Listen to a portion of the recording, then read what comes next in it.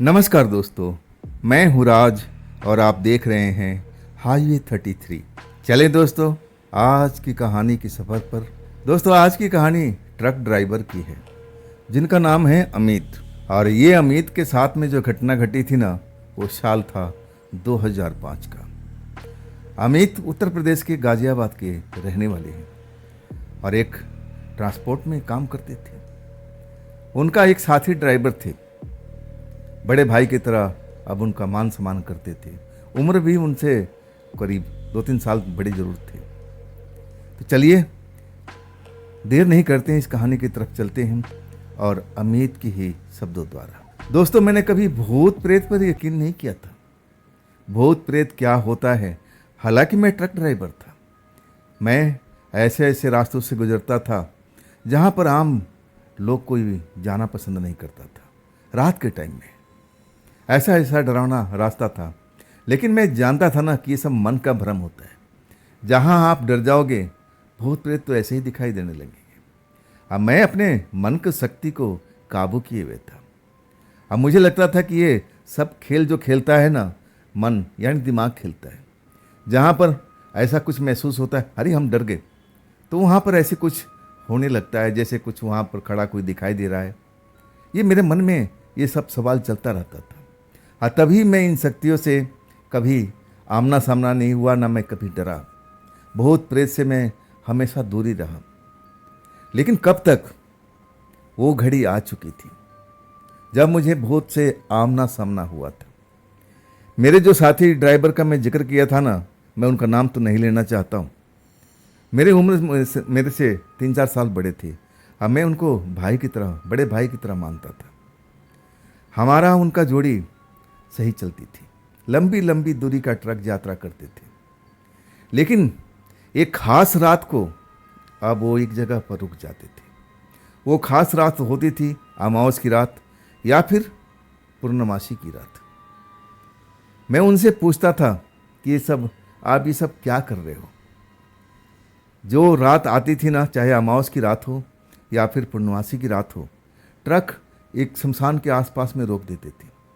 हाँ, कहते थे, अमित तू ट्रक में रह, मैं ये काम करके आता हूँ। मैं उनसे पूछता था कि भैया, रात के टाइम ये शमशान का इलाका है और यहाँ पर अच्छी शक्तियाँ तो होगी नहीं। हालांकि मैं भूत प्रेत पर यकीन नहीं करता था, लेकिन मैं उनको डराने की कोशिश करता था कि देखो, यहाँ पर अच्छी शक्तियाँ तो होती नहीं हैं। यहाँ पर अब लोग दिन में जाने से डरते हैं और रात में आप वहाँ पर क्यों जा रहे हो। उनकी पूरी कहानी मुझे मालूम नहीं था, लेकिन वो कहने लगे कि कुछ काम है, अर्जेंट है और मैं करके आता हूँ और तुम ट्रक में बैठे रहो। पहली बार बता रहा हूँ, जब एक ऐसी जगह पर ट्रक रोक दिए जो शमशान का इलाका था। ट्रक पर मैं बैठा रहा और वो कुछ अपना थैला उठा करके शमशान के अंदर दाखिल हो गए थे। मुझे बड़ा आश्चर्य लगा था। मैं उनसे पूछता रहा था तो कहने लगे कि मैं आकर सब बताता हूँ, तू ट्रक से उतरना नहीं और तू शमशान के अंदर मत आना। मैं तो अपने शरीर को पवित्र कर रखा हूँ, मुझ पर आत्माओं का कोई असर नहीं होगा, लेकिन तुम पर हो सकता है। तुम बिल्कुल ट्रक से नीचे मत उतरना। हालांकि मैं इन शक्तियों पर यकीन नहीं करता था, लेकिन उनका ये सब जो चल रहा था ना, उनके मन में क्या चल रहा था, क्या करने के लिए शमशान में जा रहे थे, मुझे समझ से बड़ा परे था। हालांकि वो 1 घंटे में लौट के आ गए, उदास सा चेहरा लिए हुए।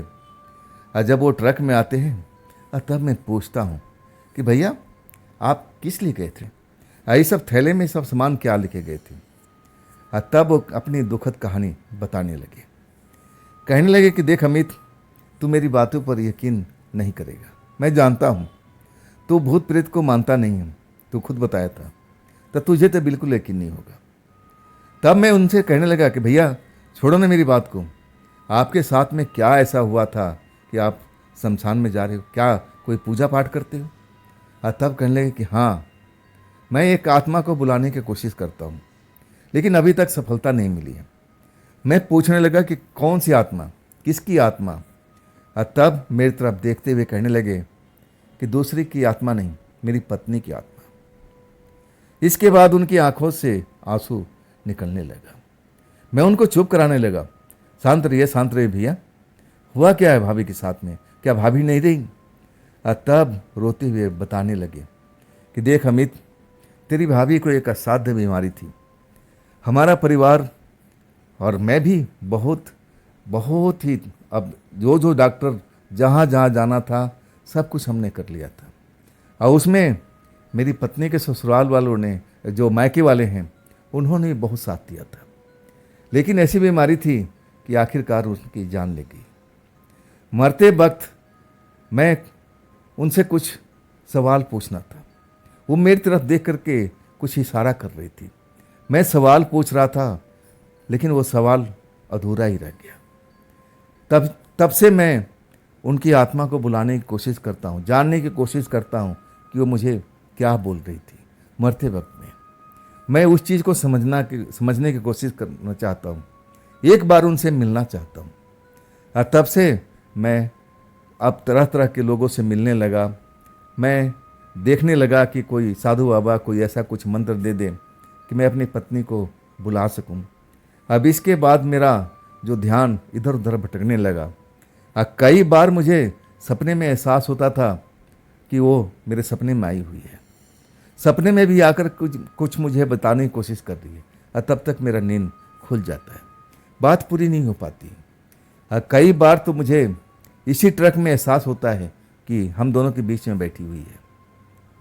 जब मैं उनकी बात सुनता हूँ ना, मन ही मन हंसता हूँ कि आज के साइंस के युग में ये कहाँ अभी तक आत्मा अप्रेत आत्मा के बीच में फंसे हुए हैं।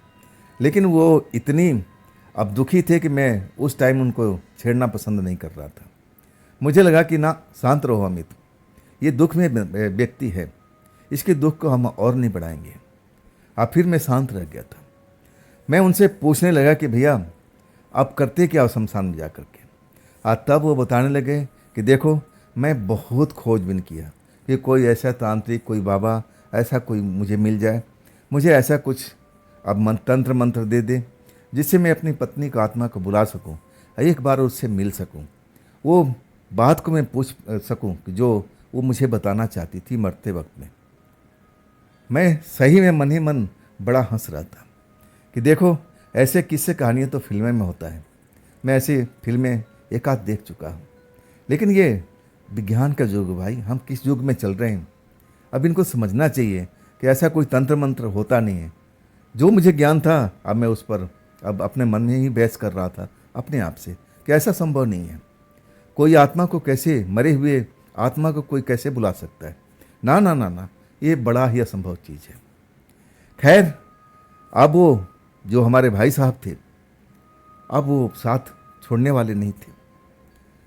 अब जो वो आत्मा के पीछे पड़े हुए थे, अभी तक आत्मा तो उनको मिली नहीं थी, उनकी पत्नी की, तो अपना कोशिश थे ना, वो बिल्कुल करते रहे थे।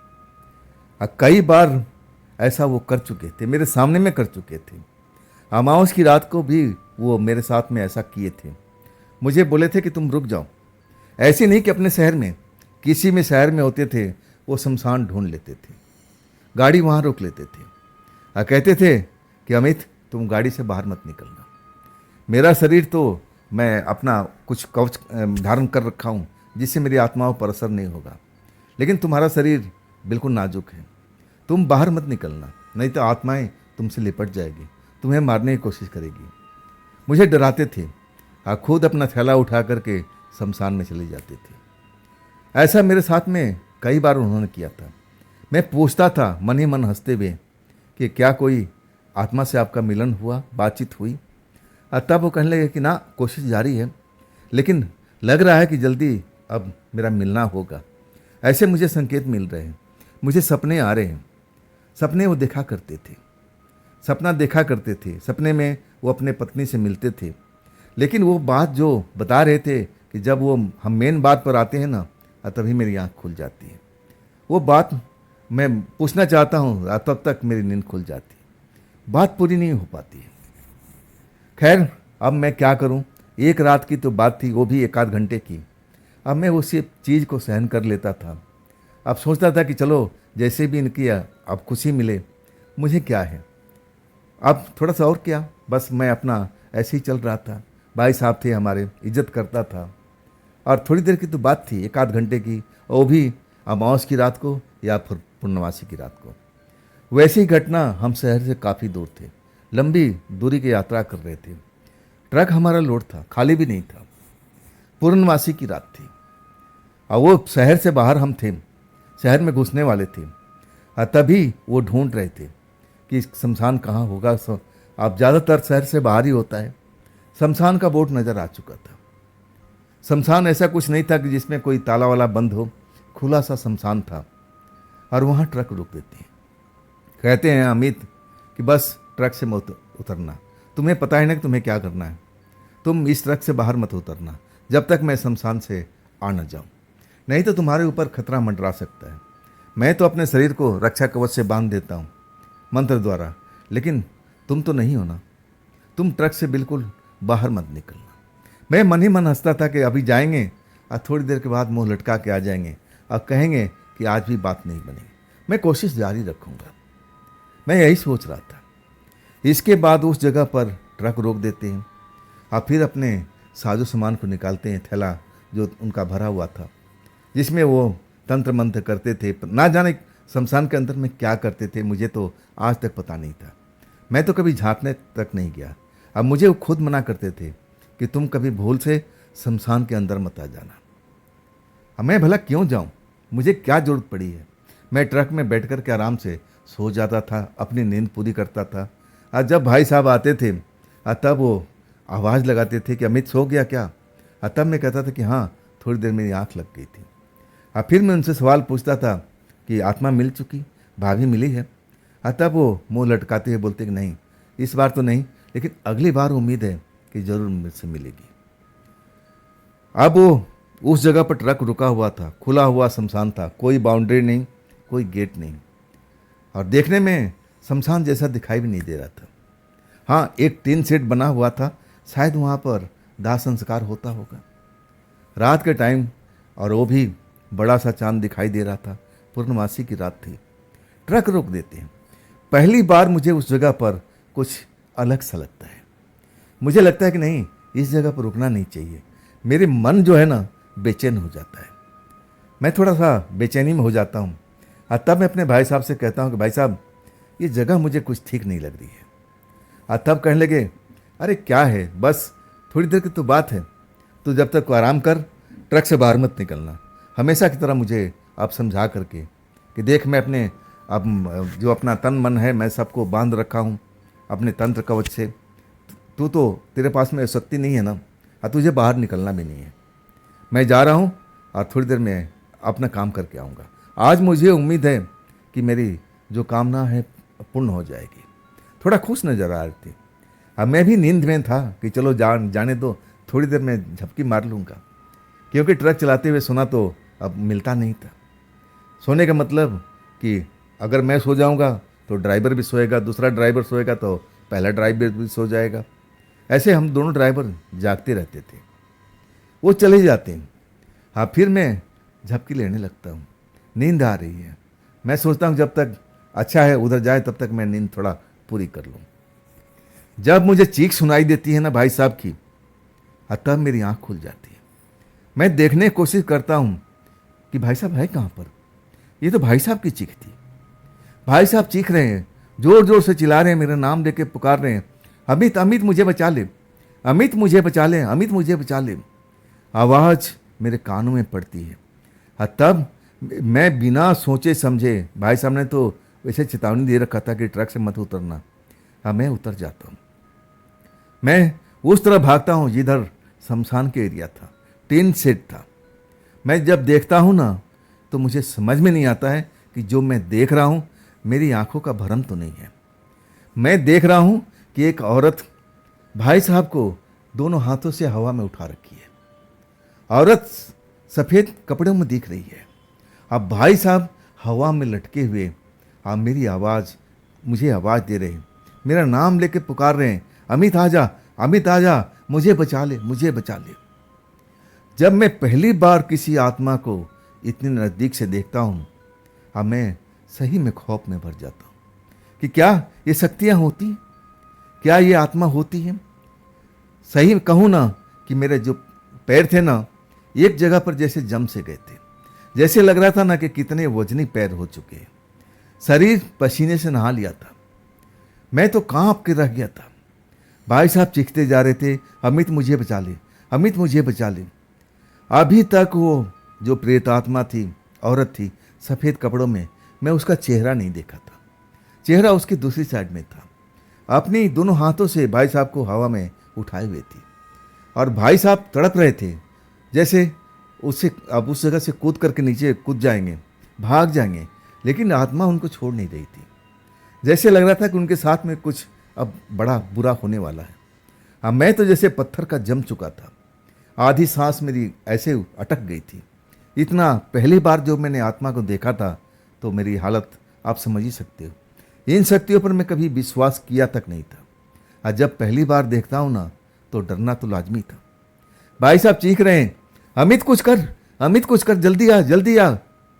और तब मुझे लगता है कि हाँ, भाई साहब का मदद करना पड़ेगा, नहीं तो ये आत्मा उनको मार डालेगी। और इसके बाद मेरे मन में ना जाने क्या ऐसा ख्याल आता है कि अरे मुझे डरना किस लिए। हाँ, मैं सही कहूँ ना, जो पैर मेरे वजनी हुए पड़े थे अचानक हल्के हो जाते हैं। हाँ, मैं भाई साहब की तरफ दौड़ जाता हूँ। मुझे लगता है कि डर ऐसी शक्ति है ना जिसे इंसान को पंगु बना देती है। दिमाग में डर बैठ जाता है ना तो पैर भी ऐसा लगता है कि वजनी हो चुका है, पसीना निकलना शुरू हो जाता है। हाँ, मैं जब अपने मन में संकल्प कर लेता हूँ कि मुझे किसी हालत में भाई साहब को बचाना है, तब वो मेरा डर खत्म हो चुका था। मैं सीधा दौड़ जाता हूँ, लेकिन जैसे ही भाई साहब के पास पहुँचता हूँ, उसी टीन शेड के पास में जहाँ पर मुर्दों को जलाया जाता था, और उसी जगह पर, उसी के अंदर में ये सब हो रहा था। वो औरत उसी जगह पर खड़ी और दोनों हाथ से भाई साहब को उठा रखी थी, चिल्लाए जा रहे थे। जैसे ही मैं पास में जाने की कोशिश करता हूँ ना, जैसे वहाँ पर कोई लक्ष्मण रेखा खींचा हुआ है।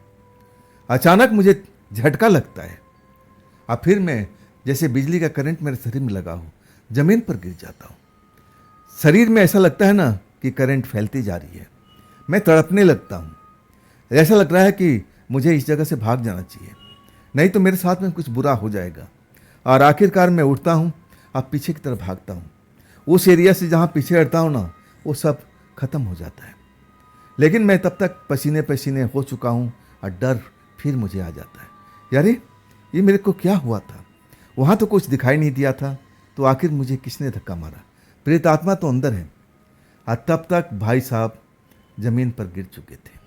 प्रेत आत्मा उनको जमीन पर फेंक करके और वो गायब हो चुकी थी। मैंने बस यहीं तक देखा था। भाई साहब होश में नहीं थे। जब मैं उठता हूँ ना, भाई साहब का आवाज़ देता हूँ तो भाई साहब कोई आवाज़ नहीं दे पाते। हवा में नहीं थे, उसी जहाँ चिता जलता था और उसी के ऊपर में गिरे हुए थे। मैं सच कहूँ ना तो मेरा हिम्मत नहीं हो रहा था कि उस जगह पर मैं जाऊँ, भाई साहब को देखूँ कि उनके साथ में क्या हुआ, जिंदा है या मर चुके हैं। मैं काफ़ी देर तक डरा रहा, आवाज़ लगाता रहा दूर से ही, भाई साहब, भाई साहब आप सही हो ना, भाई साहब आप सही हो ना। लेकिन भाई साहब के अब कोई आवाज़ ही नहीं सुनाई दे रही थी। मैं काफ़ी देर तक वहीं पर हिम्मत जुटाता रहा। जब वो मुझे आत्मा अब वहाँ पर नहीं दिखी जिसने भाई साहब को अपने हाथों से उठा रखा था, और तब मेरा हिम्मत बढ़ता है। मैं भाई साहब के पहुँचता हूँ तो मैं कोई करंट का झटका नहीं लगता है। मैं उनके पास पहुँच जाता हूँ। भाई साहब अचेत पड़े हुए थे, सांस चल रही थी। हालांकि देखने में अब वो जैसे सो रहे हों, ऐसा मुझे महसूस हो रहा था। मैं भाई साहब को उठाने की कोशिश करता हूँ कि भाई साहब जल्दी उठो और चलो यहाँ से, ये जगह हमारे लिए अब सही नहीं है। भाई साहब होश में नहीं आते, और तब मैं अपने दोनों हाथों से उनको उठा लेता हूँ, ट्रक में ले आता हूँ। और मैं सबसे बड़ी चालाकी करता हूँ कि वहाँ पर उनको होश में लाने की कोशिश नहीं करता हूँ। मैं यही करता हूँ कि बस यहाँ से निकल लो, हम आगे चलेंगे, भाई साहब तो जिंदा है ना, सांस चल रही है ना, सांस चल रही है तो इनको होश में भी ला दूंगा। और उसके बाद मैं ट्रक स्टार्ट करता हूँ और उस जगह से आगे निकल जाता हूँ शहर की तरफ में। जब शहर की बत्ती दिखाई देने लगती है और बिल्कुल एरिया पास में आ जाता है ना, और तब मैं एक ढाबे पर जा कर के ट्रक रोकता हूँ। ढाबा एक तरह से बंद ही हो चुका था। बंद क्या, कोई अब वहाँ ग्राहक नहीं दिखा दे रहा था। चारपाई पड़ी थी, ढाबे वाला भी आराम कर रहा था। मैं भाई साहब को ट्रक में से निकालता हूँ, चारपाई पर डालता हूँ और फिर ढाबे वाले को आवाज़ देता हूँ, भाई कुछ मदद करो हमारी। ढाबा वाला नींद तोड़ता हुआ आता है उबासी लेते हुए।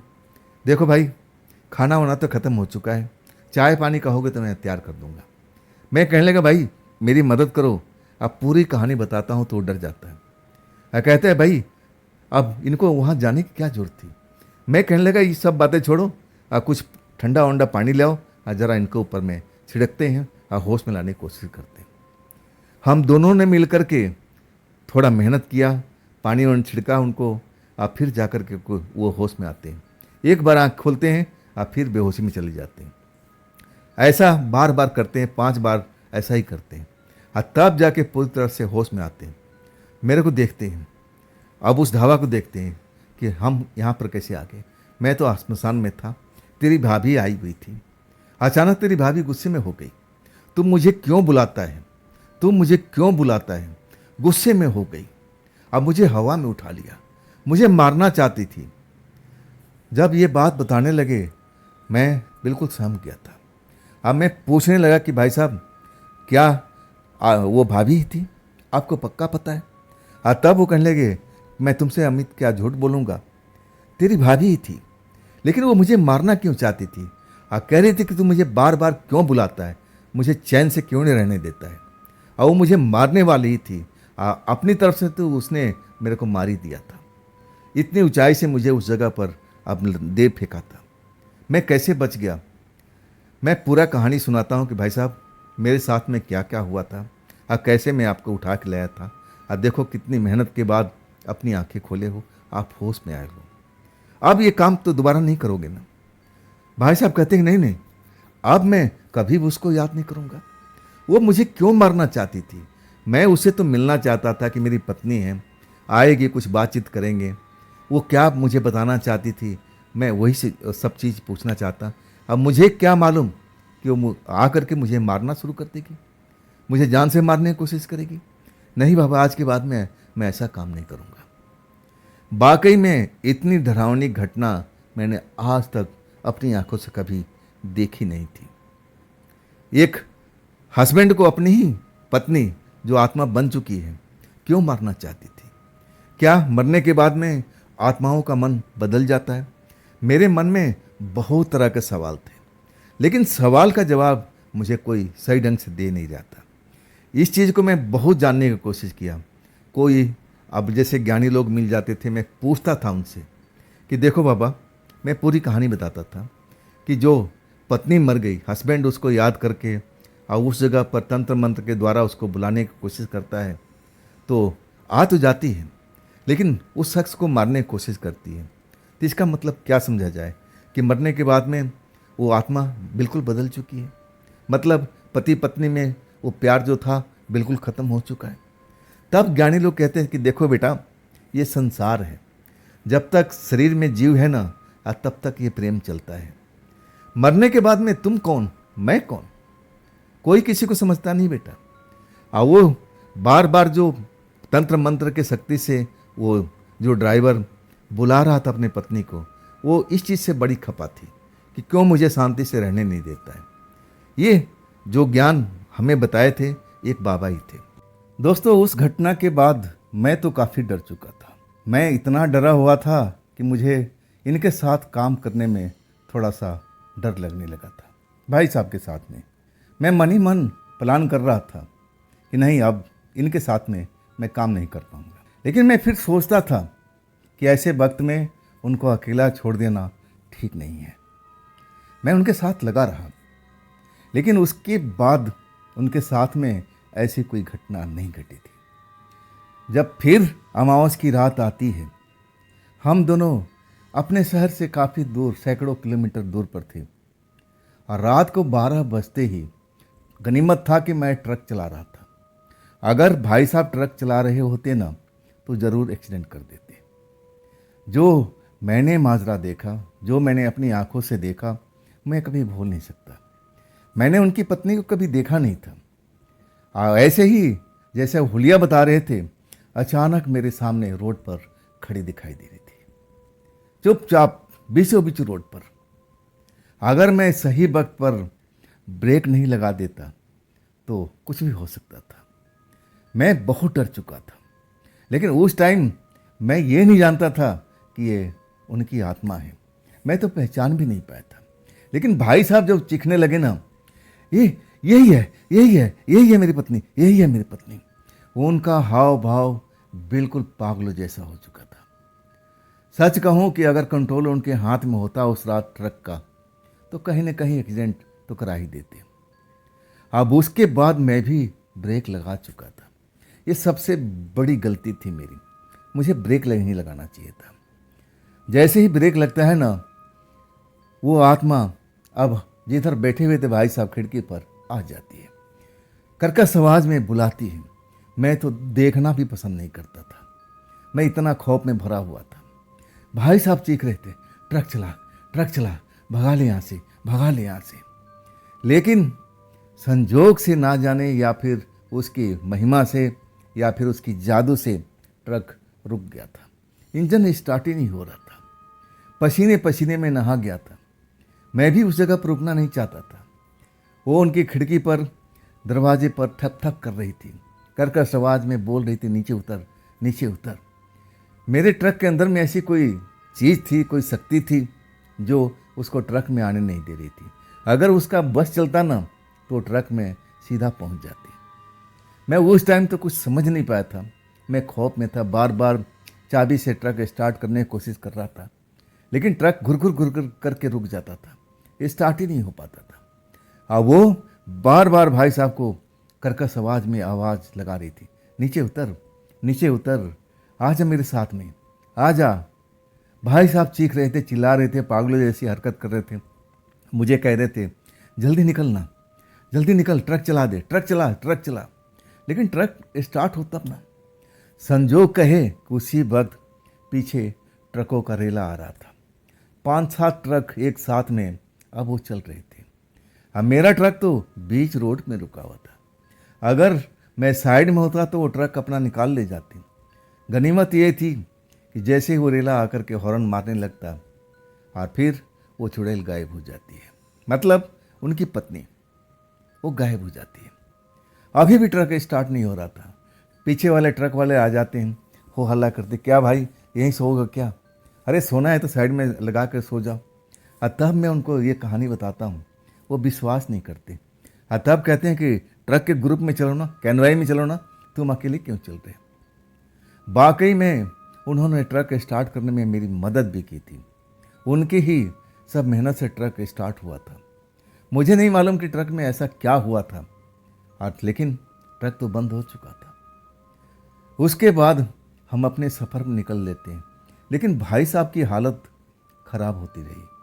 डरते रहे, जय वो बाहर देखने की कोशिश भी नहीं करते थे, अपने आंखें झुकाए, जैसे बाहर देखेंगे तो वो चुड़ैल उनकी पत्नी सामने आ जाएगी। वो देखना भी नहीं पसंद करते थे, इतने खौफ में रहते थे। किसी तरह से हम अपने स्थान पर पहुँचे, माल खाली हुआ। इसके बाद में मैंने फैसला कर लिया कि अगर इनके साथ मैं चलूँगा तो मेरे को भी नुकसान होगा। अब मैं भाई साहब को सलाह देता हूँ कि देखिए कुछ दिन की छुट्टी लीजिए और अपने घर जाइए, अपना इलाज करवाइए, झाड़ फूँक करवाइए। और मैं भी छुट्टी लेता हूँ, मैं भी खौफ में था। इसके बाद हम उस जगह की नौकरी छोड़ देते हैं, अपने घर पर आ जाते हैं। मैं भी कुछ दिन तक आराम करना चाहता हूँ, खौफ से गुजरा हुआ था मैं भी। भाई साहब भी अपने घर चले जाते हैं, और इसके बाद उनसे मेरा कोई कांटेक्ट नहीं होता है। फिर महीनों दिन के बाद मैं उसी ट्रांसपोर्ट में आता हूँ, पूछता हूँ कि भाई साहब आए क्या? और तब ट्रांसपोर्टर मना कर देता है कि नहीं, तुम्हें काम करना है तो तुम ट्रक चलाओ। मेरे साथ एक और लड़का दे देते हैं, और फिर मैं अपने काम को शुरुआत कर देता हूँ। लेकिन मेरी चिंता लगी हुई थी कि भाई साहब आखिर हैं कहाँ पर? महीना दिन हो गया, मैं भी अपने काम पर लौट आऊँ और वो क्यों नहीं आए? लेकिन उस वक्त मुझे वक्त नहीं मिला, लंबी लंबी दूरी का सफ़र करना था। और उसके बाद में वो जो प्रेत आत्मा मुझे भी दिखाई दी थी, मेरे पास तो बिल्कुल नहीं आई। लेकिन मैं भाई साहब की चिंता में डूबा रहा कि आखिर उनके साथ हुआ क्या, चल के पता करना चाहिए, चल के मालूम करना चाहिए। लेकिन वक्त नहीं मिल रहा था। आखिरकार 1 महीना और गुजर जाता है।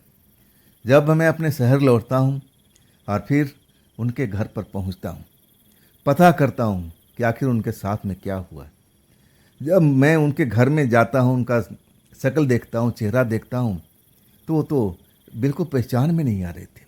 हड्डियों के ढांचा बने हुए थे। चेहरा एकदम पीला पड़ा हुआ था। मैं उनके परिवार वाले से पूछता हूँ कि अब क्या हुआ है, सब कुछ ठीक है ना? तब कहने लगे कि बेटा अभी कुछ ठीक नहीं है। जो हालात अभी जो शुरू से चली आ रही है वैसे ही चल रहा है।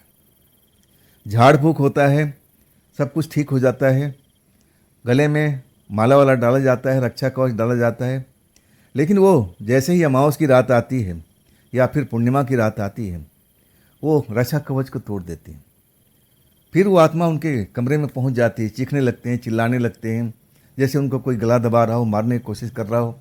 और जब हम लोग पहुंचते हैं तब वहाँ पर कोई नहीं होता है, लेकिन उनके बदन में इतने घाव होते हैं जैसे कोई नाखूनों से चीर रखा हो, चेहरे पर जैसे कोई नाखून से मारने की कोशिश कर रहा, खरोचने की कोशिश कर रहा हो। ऐसे उनके साथ में होता है। पिछली अमावस की रात को भी ऐसा हुआ था। देखो अब तो इतने कमज़ोर हो चुके हैं। मैं सही में अपने भाई साहब को देख करके पहचान नहीं पा रहा था कि क्या वही भाई साहब थे। कितने हंसमुख थे, कितना स्वास्थ्य बढ़िया था, किस चक्कर में लग गए थे, क्यों अपनी पत्नी को बुलाना चाहते थे। अरे भूल जाते उस चीज़ को, मरने के बाद में उनका पीछा करना जरूरी था। क्यों ऐसा मंत्र सीखे, क्यों ऐसे श्मशान में जाकर के उसको आह्वान करने लगे। ये सब जरूरी तो नहीं था। अपनी ज़िंदगी जीते, लेकिन अब जो होना था वो तो हो चुका था। लेकिन इसके बाद मैं भी अपना काम पर निकलना था। मैं उनके परिवार वालों से बोला कि जैसे मुझे टाइम आएगा लगेगा मैं ज़रूर आऊँगा हाल चाल लेने के लिए, लेकिन इनको इस हालत में मत छोड़िए। जहाँ से आपको लगता है कि आराम हो जाए उस तांत्रिक के पास पहुँचिए, ओझा के पास पहुँचिए।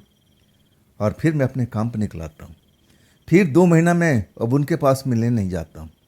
2 महीने के बाद मैं जाता हूँ ना, तब उनके चेहरे पर कुछ रंगत दिखाई देती है। मतलब पहले से चेहरे पर रंगत लौट आई थी, चेहरा भी कुछ अच्छा खासा दिख रहा था। फिर मैं उन्हीं से पूछता हूँ कि भाई साहब अब क्या चल रहा है, अब तो ठीक ठाक है। कहते हैं कि देखो अब तो मुझे थोड़ा सा आराम मिल रहा है, अब वो मुझे परेशान नहीं कर रही है। मैंने बोला कि भाई साहब आज के बाद में ऐसी शक्तियों को आप बुलाने की कोशिश मत करना, ये गलत है। हालांकि जो वो कर रहे थे अब उनके नज़रिए में कितना सही था कितना गलत था, मैं उसमें तो कोई बात करना नहीं चाहता। उनको लगता होगा तभी तो वो बुलाई थी। लेकिन मैं अब उनसे कहता हूँ भाई साहब अब जो हो चुका उसके भूल जाओ, अब अपने काम पर लौटो, थोड़ा दिन स्वास्थ्य लाभ करो, सेहत बनाओ, फिर आपका ट्रक इंतज़ार कर रहा है। मालिक भी पूछ रहा था।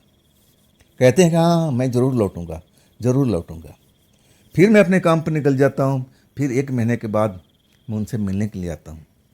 मैं सोचा था कि अब काम पर लौट गए होंगे, ट्रांसपोर्ट में जाता हूँ तो मना कर देते कि अभी नहीं आए। मैं उनके घर पहुँचता हूँ, फिर वैसे ही हालत उनकी हुई पड़ी है। मैं उनके घर वाले से पूछता हूँ ये क्या हो रहा है, आप लोग इलाज क्यों नहीं करा रहे हो, तंत्र मंत्र का कुछ अच्छे ओझा गुनी से आप दिखवाते। तब कहने लगे बेटा तुम ही बताओ, जो हमें समझ में आता है हम उस जगह पर पहुँच चुके हैं। लेकिन पिछली बार में सही थे, फिर जब पूर्णमासी की रात आई सब कुछ पहले जैसे हो गया, चीखने लगे, चिल्लाने लगे। फिर हम लोग दौड़ के जाते हैं उनके कमरे में तो कोई दिखाई नहीं देता, लेकिन बदन पर जैसे पहले खरोचों के निशान, जैसे किसी ने उनको नोच खसोट लिया है। कपड़े फटे हुए थे, गले पर काला निशान जैसे कोई गला घोटने की कोशिश कर रहा था। सब कुछ ऐसे ही हुआ था। हम लोग क्या करें बेटा, हम लोग खुद परेशान हो गए, खुद परेशान हो गए। मुझे भी समझ में नहीं आ रहा था कि आखिर मैं उनसे क्या जवाब दूं, मैं कहाँ के लिए बताऊं कि आप यहाँ चले जाओ। तभी मुझे किसी दोस्तों ने बताया था कि उनकी पत्नी का साथ में कुछ ऊपरी हवा का चक्कर था और वो लोग मंदिर में गए थे, राजस्थान में बालाजी के मंदिर, वहाँ पर उनको आराम मिला था। अब फिर मैं उस जगह के बारे में बताता हूँ कि देखो मुझे पक्की तो पता नहीं है कि वहाँ जाने के बाद में आराम मिलेगा कि नहीं मिलेगा, लेकिन एक बार आप लोग कोशिश तो कर सकते हो। वहाँ आप ले जाइए, देखिए, कोशिश तो करना आपका फ़र्ज है। आखिरकार वो लोग मेरी बात को मान लेते हैं, कहते हैं ठीक है बेटा हम ज़रूर जाएंगे। मैं अपने काम पर निकल जाता हूँ। 2 महीने के बाद फिर मैं, अब लंबी लंबी दूरी थी, ट्रक का यात्रा ऐसे ही होता है, एक शहर से निकलो तो पता नहीं कहाँ कहाँ घूम कर आना पड़ता है। जब मैं आता हूँ अपने शहर में सबसे पहले उनके घर जाता हूँ और तब मैं देखता हूँ कि वो स्वास्थ्य लाभ कर रहे हैं। बढ़िया लग रहा था उनका चेहरा। परिवार वालों से पूछता हूँ कि आप वहाँ मंदिर में गए थे? तब उन्होंने कहा कि हाँ बेटा, एक बार नहीं, हम 1-2 बार और जा चुके हैं। अब वहाँ जाने से आराम मिला है। जो पूर्णमासी की अमावस की रात को उनके साथ में घटना होती थी, अब नहीं हो रही है। वाकई में मुझे सुन करके बड़ा अच्छा लगा। मैं तो चाहता था कि जल्दी से जल्दी वो काम पर लौटे, और आखिरकार 1 महीने के बाद वो काम पर लौट गए थे। मुझे मिलते थे, मैं तो अलग ट्रक चलाता था, वो दूसरे ट्रक पर थे। ट्रांसपोर्ट में हम कभी कभी मिलते थे। तब मैं उनसे पूछता था कि आपको क्या ज़रूरत पड़ी थी भाभी जी की आत्मा को बुलाने के लिए? वो कहने लगे मेरी मत मारी गई थी। मैं तेरी भाभी से बहुत ही प्यार करता था, उसका वियोग मैं सह नहीं पाता था। वो सपने में जैसे मुझे आती थी, मेरे पास में खड़ी होती थी, कुछ बताने की कोशिश करती थी। तब मुझे लगा कि जब उसकी मौत हुई थी वो कुछ बता रही थी। तब मुझे लगा कि उसकी आत्मा को बुलाना चाहिए। मैं पागलपन में पड़ गया था। मुझे नहीं मालूम था कि आत्मा ऐसे भी कर सकती है। मेरी पत्नी होकर के मेरी जान लेना चाहती थी। तो दोस्तों, ये थी आज की कहानी। ये कहानी आपको कैसी लगी कमेंट में ज़रूर बताइएगा। हाँ दोस्तों, अगर आपके साथ में ऐसी कोई घटना घटी है तो आप ज़रूर मेरे व्हाट्सएप नंबर पर, मेरे इंस्टाग्राम पर, मेरी मेल आईडी पर अपनी कहानी को ज़रूर शेयर कीजिएगा। हाँ दोस्तों, ये भी चैनल आप ही का है, तो इसको भी अपना प्यार दीजिए, और लाइक, सब्सक्राइब, हाइप और अपने दोस्तों को शेयर तो ज़रूर कीजिएगा। फिर हम मिलते हैं ना कल की रात इसी चैनल पर, इसी टाइम पर। आप लोग अपना ख्याल रखिएगा। नमस्कार।